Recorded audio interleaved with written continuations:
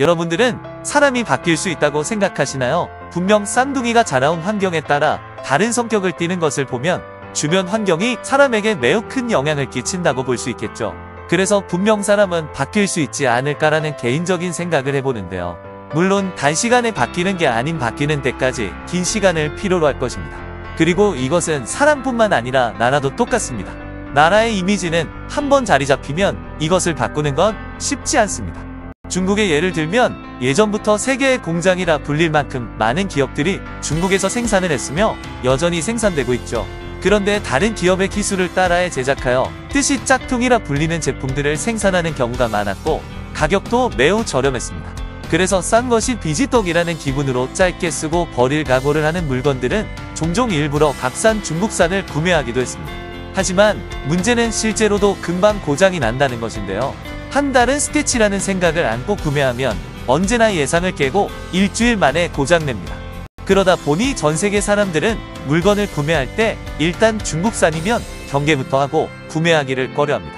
이것은 수십 년 전부터 지금까지 이어져 오고 있으며 요즘은 중국의 기술력이 꽤나 높아졌다는 말이 나오기는 하지만 여전히 짝퉁 중국산이라는 부정적인 이미지를 벗어던지지 못하고 있죠. 이처럼 긍정적이든 부정적이든 나라의 이미지가 생기게 되면 사라지는데 굉장히 오래 걸리며 바뀌는 데는 더욱 오래 걸리게 됩니다. 그러나 한국은 이 어려운 것을 짧은 시간 만에 이뤄냈습니다. 외국인들이 생각하는 10년 전 한국과 지금의 한국은 이미지가 많이 다르다고 하는데요.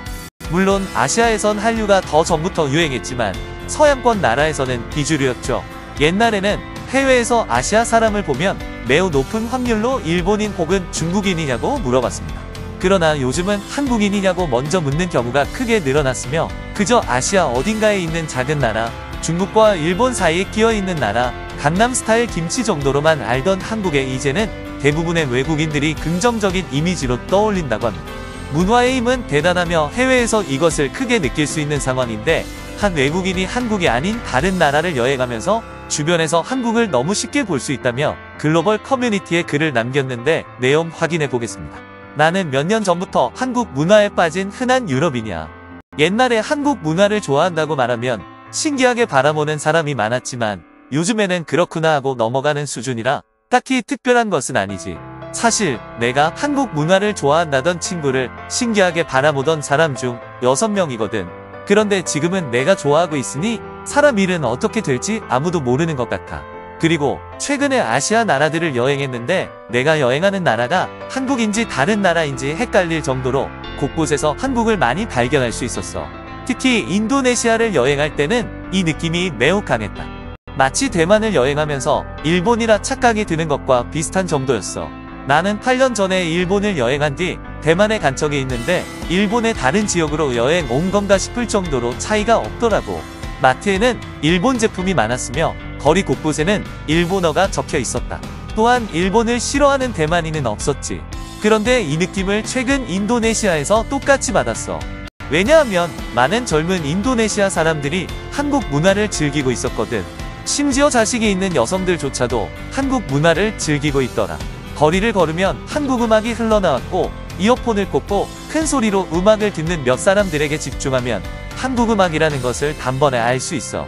심지어 아닌 마트가 아니라 일반 마트에 가도 한국 제품이 진열되어 있으며 공원에서는 한국 음악을 크게 틀어놓고 춤을 추는 젊은 사람들도 볼 수 있었다.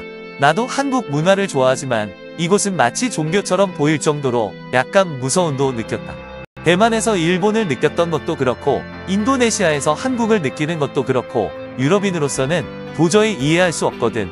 네덜란드에 가서 프랑스라고 느끼는 사람은 없는 것처럼 스웨덴에 가도 독일을 느낄 수 없는 것처럼 아무리 한 나라를 좋아한다고 해도 이렇게까지 전반적인 문화를 침식한 경우는 유럽에는 없으니까. 그런데 아시아는 유독 이것이 심한 것 같아.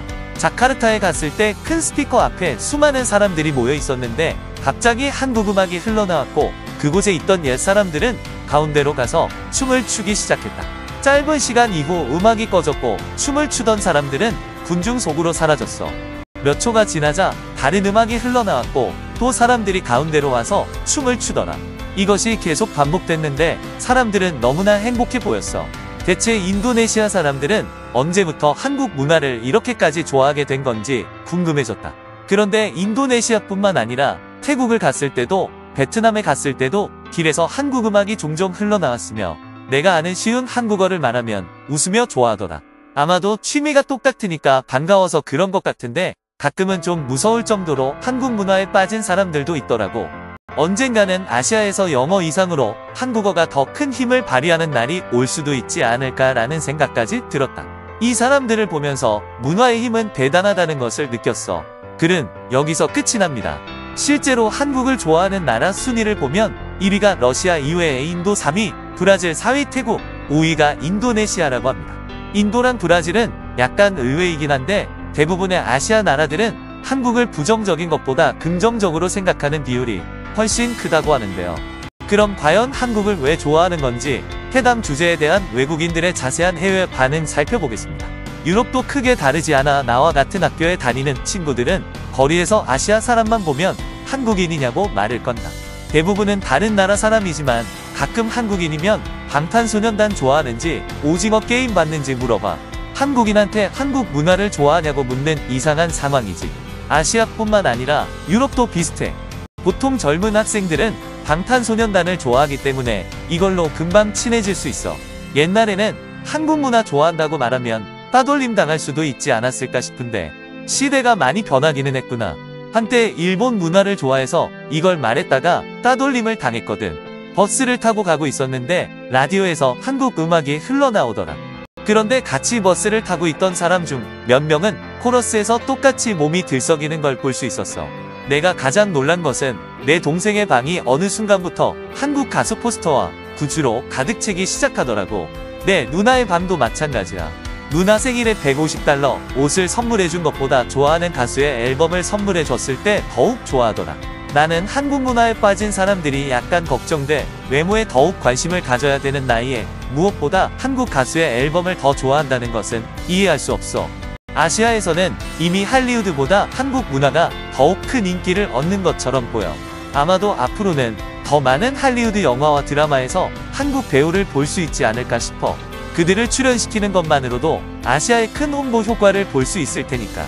내 친구도 한국 문화에 미쳐 있어. 한글이 그려져 있는 옷이나 물건들은 필요도 없는 쓸모없는 물건임에도 일단 구매부터 한다. 웃긴 것은 한글이 그려져 있는 옷을 구매했는데 나중에 뜻을 알고 보니 산악회였다. 그녀는 태어나서 등산을 해본 적도 없는데 말이야.